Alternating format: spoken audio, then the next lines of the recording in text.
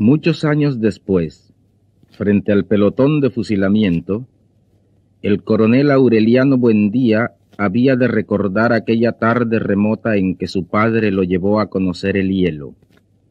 Macondo era entonces una aldea de 20 casas de barro y cañabrava, construidas a la orilla de un río de aguas diáfanas que se precipitaban por un lecho de piedras pulidas, blancas y enormes como huevos prehistóricos. El mundo era tan reciente que muchas cosas carecían de nombre y para mencionarlas había que señalarlas con el dedo. Todos los años por el mes de marzo, una familia de gitanos desarrapados plantaba su carpa cerca de la aldea y con un grande alboroto de pitos y timbales daban a conocer los nuevos inventos. Primero llevaron el imán, un gitano corpulento, de barba montaraz y manos de gorrión que se presentó con el nombre de Melquíades, hizo una truculenta demostración pública de lo que él mismo llamaba la octava maravilla de los sabios alquimistas de Macedonia. Fue de casa en casa arrastrando 2 lingotes metálicos, y todo el mundo se espantó al ver que los calderos, las pailas, las tenazas y los anafes se caían de su sitio, y las maderas crujían por la desesperación de los clavos y los tornillos tratando de desenclavarse, y aún los objetos perdidos desde hacía mucho tiempo aparecían por donde más se les había buscado, y se arrastraban en desbandada turbulenta detrás de los fierros mágicos de Melquíades. Las cosas tienen vida propia, pregonaba el gitano con áspero acento. Todo es cuestión de despertarles el ánima. José Arcadio Buendía, cuya desaforada imaginación iba siempre más lejos que el ingenio de la naturaleza y aún más allá del milagro y la magia, pensó que era posible servirse de aquella invención inútil para desentrañar el oro de la tierra. Melquíades, que era un hombre honrado, le previno: para eso no sirve. Pero José Arcadio Buendía no creía en aquel tiempo en la honradez de los gitanos, así que cambió su mulo y una partida de chivos por los 2 lingotes imantados. Úrsula Iguarán, su mujer, que contaba con aquellos animales para ensanchar el desmedrado patrimonio doméstico, no consiguió disuadirlo. Muy pronto ha de sobrarnos oro para empedrar la casa, replicó su marido. Durante varios meses se empeñó en demostrar el acierto de sus conjeturas. Exploró palmo a palmo la región, inclusive el fondo del río, arrastrando 2 lingotes de hierro y recitando en voz alta el conjuro de Melquíades. Lo único que logró desenterrar fue una armadura del siglo XV con todas sus partes soldadas por un cascote de óxido, cuyo interior tenía la resonancia hueca de un enorme calabazo lleno de piedras. Cuando José Arcadio Buendía y los 4 hombres de su expedición lograron desarticular la armadura, encontraron dentro un esqueleto calcificado que llevaba colgado en el cuello un relicario de cobre con un rizo de mujer. En marzo volvieron los gitanos. Esta vez llevaban un catalejo y una lupa del tamaño de un tambor que exhibieron como el último descubrimiento de los judíos de Ámsterdam. Sentaron una gitana en un extremo de la aldea e instalaron el catalejo a la entrada de la carpa. Mediante el pago de 5 reales, la gente se asomaba al catalejo y veía a la gitana al alcance de su mano. La ciencia ha eliminado las distancias, pregonaba Melquíades. Dentro de poco, el hombre podrá ver lo que ocurre en cualquier lugar de la tierra sin moverse de su casa. Un mediodía ardiente hicieron una asombrosa demostración con la lupa gigantesca. Pusieron un montón de hierba seca en mitad de la calle y le prendieron fuego mediante la concentración de los rayos solares. José Arcadio Buendía, que aún no acababa de consolarse por el fracaso de sus imanes, concibió la idea de utilizar aquel invento como un arma de guerra. Melquíades, otra vez, trató de disuadirlo, pero terminó por aceptar los 2 lingotes imantados y 3 piezas de dinero colonial a cambio de la lupa. Úrsula lloró de consternación. Aquel dinero formaba parte de un cofre de monedas de oro que su padre había acumulado en toda una vida de privaciones y que ella había enterrado debajo de la cama en espera de una buena ocasión para invertirlas. José Arcadio Buendía no trató siquiera de consolarla, entregado por entero a sus experimentos tácticos, con la abnegación de un científico y aun a riesgo de su propia vida.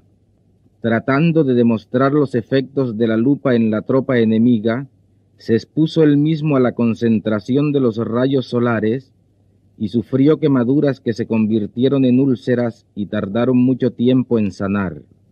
Ante las protestas de su mujer, alarmada por tan peligrosa inventiva, estuvo a punto de incendiar la casa. Pasaba largas horas en su cuarto, haciendo cálculos sobre las posibilidades estratégicas de su arma novedosa, hasta que logró componer un manual de una asombrosa claridad didáctica y un poder de convicción irresistible. Lo envió a las autoridades acompañado de numerosos testimonios sobre sus experiencias y de varios pliegos de dibujos explicativos, al cuidado de un mensajero que atravesó la sierra, se extravió en pantanos desmesurados, remontó ríos tormentosos y estuvo a punto de perecer bajo el azote de las fieras, la desesperación y la peste, antes de conseguir una ruta de enlace con las mulas del correo. A pesar de que el viaje a la capital era en aquel tiempo poco menos que imposible, José Arcadio Buendía prometía intentarlo tan pronto como se lo ordenara el gobierno, con el fin de hacer demostraciones prácticas de su invento ante los poderes militares y adiestrarlos personalmente en las complicadas artes de la guerra solar. Durante varios años esperó la respuesta. Por último, cansado de esperar, se lamentó ante Melquíades del fracaso de su iniciativa, y el gitano dio entonces una prueba convincente de su honradez. Le devolvió los doblones a cambio de la lupa y le dejó además unos mapas portugueses y varios instrumentos de navegación. De su puño y letra escribió una apretada síntesis de los estudios del monje Hermann, que dejó a su disposición para que pudiera servirse del astrolabio, la brújula y el sextante. José Arcadio Buendía pasó los largos meses de lluvia encerrado en un cuartito que construyó en el fondo de la casa para que nadie perturbara sus experimentos. Habiendo abandonado por completo las obligaciones domésticas, permaneció noches enteras en el patio vigilando el curso de los astros y estuvo a punto de contraer una insolación por tratar de establecer un método exacto para encontrar el mediodía. Cuando se hizo experto en el uso y manejo de sus instrumentos, tuvo una noción del espacio que le permitió navegar por mares incógnitos, visitar territorios deshabitados y trabar relación con seres espléndidos sin necesidad de abandonar su gabinete. Fue esa la época en que adquirió el hábito de hablar a solas, paseándose por la casa sin hacer caso de nadie, mientras Úrsula y los niños se partían el espinazo en la huerta, cuidando el plátano y la malanga, la yuca y el ñame, la uyama y la berenjena. De pronto, sin ningún anuncio, su actividad febril se interrumpió y fue sustituida por una especie de fascinación.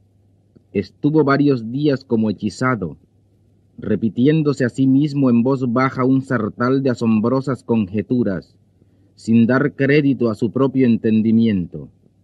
Por fin, un martes de diciembre a la hora del almuerzo, soltó de un golpe toda la carga de su tormento.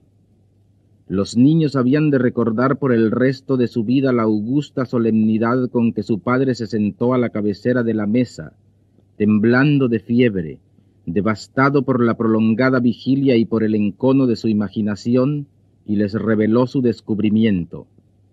La tierra es redonda como una naranja. Úrsula perdió la paciencia. Si has de volverte loco, vuélvete tú solo, gritó, pero no trates de inculcar a los niños tus ideas de gitano. José Arcadio Buendía, impasible, no se dejó amedrentar por la desesperación de su mujer, que en un rapto de cólera le destrozó el astrolabio contra el suelo. Construyó otro, reunió en el cuartito a los hombres del pueblo y les demostró con teorías que para todos resultaban incomprensibles la posibilidad de regresar al punto de partida navegando siempre hacia el oriente. Toda la aldea estaba convencida de que José Arcadio Buendía había perdido el juicio cuando llegó Melquíades a poner las cosas en su punto.